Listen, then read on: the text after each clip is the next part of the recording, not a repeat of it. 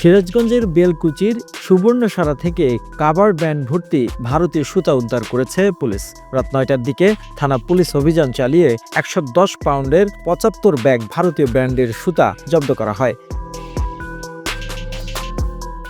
বেলকুচি থানার ওসি জাকারিয়া হোসেন ও স্থানীয়রা জানান, দীর্ঘদিন ধরে গার্মেন্টসের শুল্কমুক্ত সুবিধায় ভারত থেকে আনা বিভিন্ন ব্র্যান্ডের সুতা গার্মেন্টস ব্যবহার না করে গোপনে চোরাচালানের মাধ্যমে সিরাজগঞ্জ সহ দেশের বিভিন্ন তাঁতশিল্পে বাজারজাত করে বিপুল মুনাফা আয় ও লক্ষ কোটি টাকা কর ফাঁকি দিয়ে আসছিল চক্রগুলো।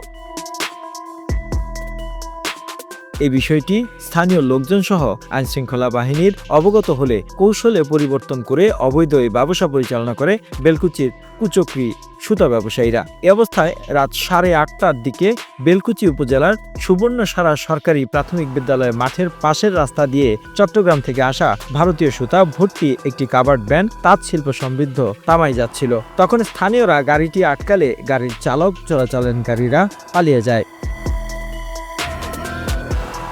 খবর পেয়ে থানা পুলিশ রাত ৯টার দিকে সুতাগুলো সহ কাভার্ড ভ্যানটি থানায় নিয়ে আসে। এরপর গাড়ি থেকে ভারতীয় একটি গোল্ড ব্র্যান্ডের ১১০ পাউন্ডের ৭৫ কার্টুন সুতা উদ্ধার করা হয়।